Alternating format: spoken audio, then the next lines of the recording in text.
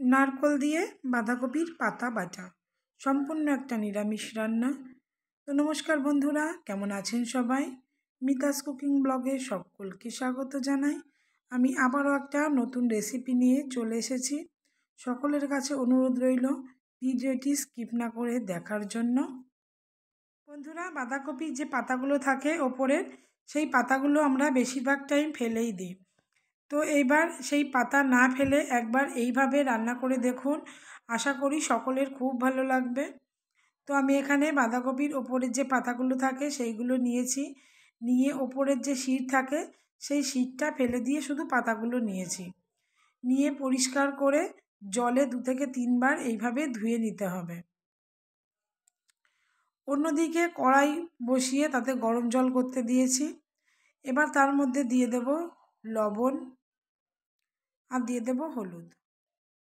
বন্ধুরা, এই জলের মধ্যে এবার পাতাগুলো দিয়ে দেব বাঁধাকপির, দিয়ে 1 থেকে 2 মিনিট একটু ভাপিয়ে নেব।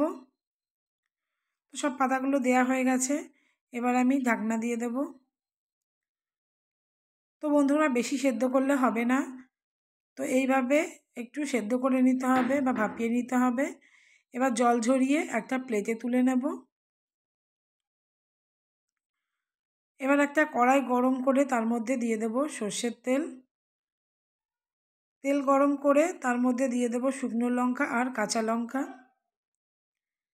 এবার এর মধ্যে নারকেল কুচি দিয়ে দেব। নারকেল কুচি দিয়ে একটু নেড়ে চেড়ে নিয়ে এর মধ্যে আমি দিয়ে দেব 1 চামচ পোস্ত আর দিয়ে দেব 1/2 চামচ মতো কালো জিরে। দিয়ে এগুলোকে এবার ভালো করে লাল করে ভেজে নিতে হবে। বন্ধুরা দেখো, নারকেল কুচিগুলো ভালো করে ভাজা হয়ে গেছে। এবার আমি এর মধ্যে যে ভাপিয়ে রেখেছিলাম বাঁধাকপির পাতাগুলো সেগুলো দিয়ে 1 মিনিট নেড়ে ছেড়ে নেব। যে সমস্ত বন্ধুরা ভিডিওটি নতুন দেখছো তারা ভিডিওতে একটা লাইক করে চ্যানেলটি অবশ্যই সাবস্ক্রাইব করে দিও এই রকম নতুন নতুন ভিডিও পেতে। আর যারা পুরনো বন্ধু আছো তাদেরকেও অনেক অনেক ধন্যবাদ জানাই এইভাবে পাশে থাকার জন্য। তো বন্ধুরা, এটাকে এবার আমি নাবিয়ে একটু সামান্য ঠান্ডা করে নিয়ে মিক্সিতে পেস্ট করে নিয়েছি। তো তোমরা চাইলে এটা শিলনোড়াতেও করতে পারো। এবার আমি ওই কড়াইতেই খানিকটা সর্ষের তেল গরম করে নিয়ে পেস্ট করে রাখা মিশ্রণটি দিয়ে দিয়েছি। তো বন্ধুরা, আমি এটা নুন দিয়ে সেদ্ধ করে নিয়েছিলাম আর হলুদ দিয়ে, ওর জন্য আমি এখন আর হলুদ দেব না। আর এর মধ্যে সামান্য একটু নুন দিয়ে দেব। তো নুনটা ভালো করে দেখে দিতে হবে যাতে নুন না হয়ে যায়। তো এটা শুকনো না হওয়া পর্যন্ত ভালো করে নেড়ে চেড়ে রান্না করে নিতে হবে। একদম একটু শুকিয়ে গেলে পারে এর মধ্যে চিনি দিয়ে নামিয়ে নিতে হবে।